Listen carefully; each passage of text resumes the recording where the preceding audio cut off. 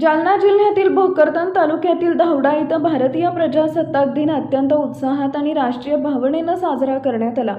ग्रामीण भागात सकाळपासूनच देशभक्तीचं वातावरण पाहायला मिळाले। कार्यक्रमाची सुरुवात विविध संस्थांच्या ठिकाणी झालेल्या ध्वजारोहणानं झाली।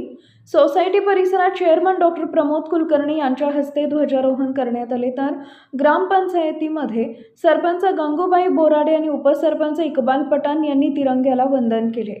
जिल्हा परिषद शाळा, राजकवर महाविद्यालय आणि आश्रम शाळांमध्येही मान्यवरांच्या हस्ते ध्वजारोहण पार पडले। यावेळी विद्यार्थ्यांनी दिलेल्या भारत माता की जय आणि वंदे मातरमच्या घोषणांनी संपूर्ण परिसर दुमदुमून गेला होता। केवळ ध्वजारोहणच नाही तर विद्यार्थ्यांनी सादर केलेली देशभक्तीपर गीते, नाटकं आणि विविध शैक्षणिक स्पर्धांनी या सोहळ्याला अधिकच रंगत आणली। संविधानाची मूल्य आणि स्वातंत्र्य सैनिकांच्या शौर्याची गाथा सांगत भावी पिढीमध्ये राष्ट्रधर्माची ज्योत यावेळी पेटवली गेली। स्थानिक मान्यवर, शिक्षक आणि ग्रामस्थांच्या मोठ्या उपस्थितीत हा सोहळा शिस्तबद्ध आणि प्रेरणादायी पद्धतीने संपन्न झाला।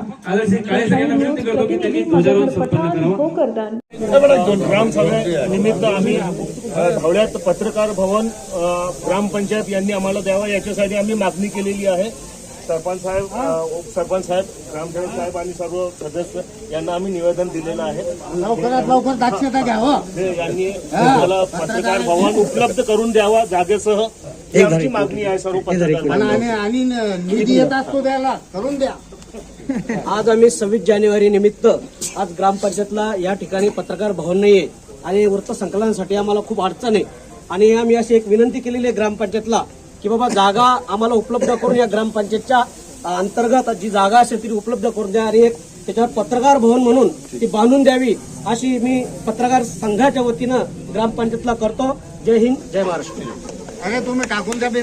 ताज्या घडामोडी जाणून घेण्यासाठी शिवशाही न्यूज यूट्यूब चॅनलला सबस्क्राईब करा। आपण हा व्हिडिओ फेसबुकवर पाहत असाल तर फेसबुक पेज फॉलो करा आणि शिवशाही न्यूज.com या आपल्या वेबसाईटलाही भेट द्या।